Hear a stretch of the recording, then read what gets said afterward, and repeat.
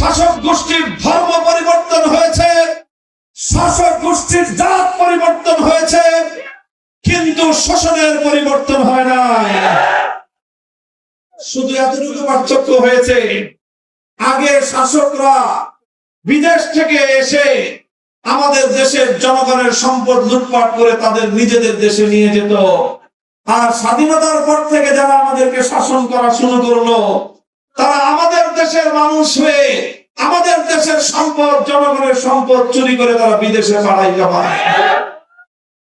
তাই এইভাবে মানুষের সম্পদের অধিকার কেড়ে নিয়েছে, মানুষের ভাতের অধিকার কেড়ে নিয়েছে, শেষ পর্যন্ত মানুষের ভোটের অধিকার ছিনতাই করা হয়েছে।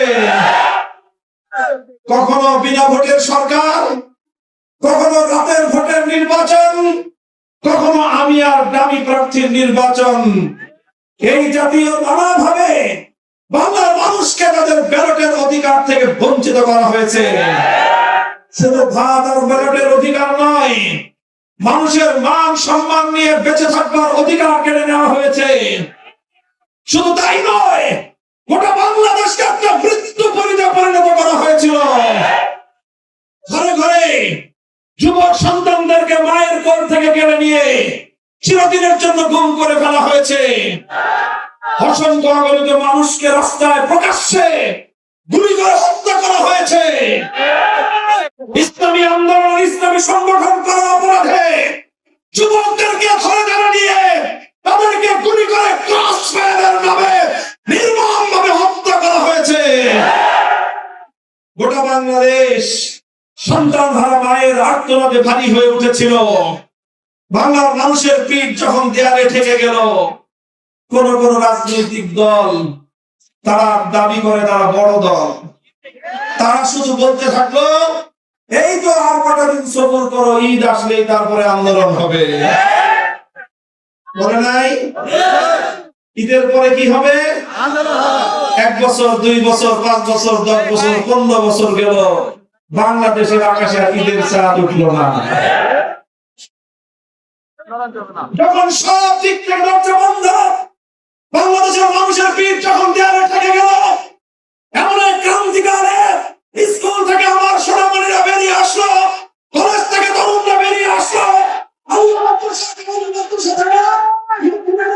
সকল দেয়াল ভেঙে গুড়িয়ে দিয়ে ছাত্ররা বেরিয়ে আসলো। ভার্সিটি থেকে, প্রাইভেট পাবলিক ইউনিভার্সিটি গুলো থেকে আমাদের দামাল সন্তানরা রাজপথে নেমে আসলো। 4 কোটি ছাত্র জনতা হাতে হাত রেখে টেকনাফ থেকে তেতুলিয়া তারা বৈষম্যের বিরুদ্ধে, জুলুমের বিরুদ্ধে, ফ্যাসিবাদের বিরুদ্ধে তারা লড়াই করলো, সংগ্রাম করলো। 1,500 মায়ের কোল খালি হলো।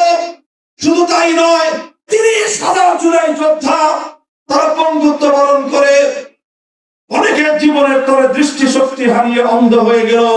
যারা আজও ধুকে ধুকে মরছে, অনেক রক্ত, অনেক জীবন, অনেক অস্ত্র, অনেক কান্নার পর জুলাই বিপ্লবের মাধ্যমে আল্লাহ পাক বাংলার ক্ষমতার মস্তক থেকে ফ্যাসিবাদী শক্তিগুলোকে উৎখাত করেছেন। বাংলার মানুষ নতুন স্বাধীনতার স্বপ্নে আবার বিভোর হতে আরম্ভ করলো। মনে করলো আর নতুন করে বাংলাদেশের রাজনীতিতে কোনো সন্ত্রাস দেখা যাবে না। আর বাংলার মানুষ মনে করলো আর কেউ চাঁদাবাজি করতে আসবে না। এদেশের মানুষ মনে করেছিল আর কোন সন্ত্রাস এবং গুন্ডামি বাংলাদেশের রাজনীতিকে কলুষিত করবে না। কিন্তু ভাগ্যের নির্মম পরিহাস, কিছুদিন পরে যেতে দেখা গেল মজলুমরা আবার নতুন করে জালিমের ভূমিকায় অবতীর্ণ হতে আরম্ভ করেছে। 15 বছরের ক্ষুধা তৃষ্ণা 1 মাসে তারা নিবারণ করার জন্য লুটে মুটে খেতে আরম্ভ করলো। এইরকম পরিস্থিতিতে বাংলার মানুষের প্রাপ্য অধিকার নিশ্চিত করার জন্য 11টি দল 11 ভাইয়ের মতো হাতে হাত রাখলাম আমরা। বাংলাদেশ জামায়াতে ইসলামী, বাংলাদেশ খেলাফত মজলিস, জাতীয় নাগরিক পার্টি এনসিপি সহ 11টি দল আমরা হাতে হাত রেখেছি। কোন ব্যক্তি, দল, গোষ্ঠী, জোটের ভাগ্য করার জন্য নয়।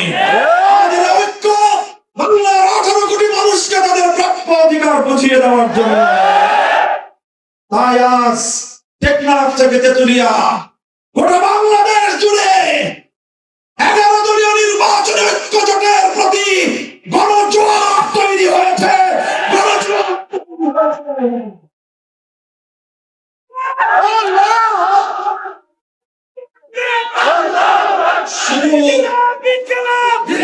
শুধু কোন শ্রেণী বিশেষ নয়, আজ আপনারা লক্ষ্য করে দেখবেন এই ভূঁইয়াগাতির ঐতিহাসিক এই প্রান্তে আজ যেমন হাজার হাজার মুসলমান ভাইয়েরা এখানে অংশগ্রহণ করেছেন, অগণিত হিন্দু ভাই বোনেরা আজকের এই জনসভায় এসেছেন, কারণ তারা সকলে বুঝতে পেরেছেন বাংলাদেশে যদি ইনসাফ পেতে হয়, ন্যায় প্রতিষ্ঠা করতে হয়, বিগত দিনে যারা জনগণের ভাগ্য নিয়ে ছিনিমিনি খেলার রাজনীতি করেছে তাদেরকে আর নতুন করে আসতে দেওয়া যাবে না।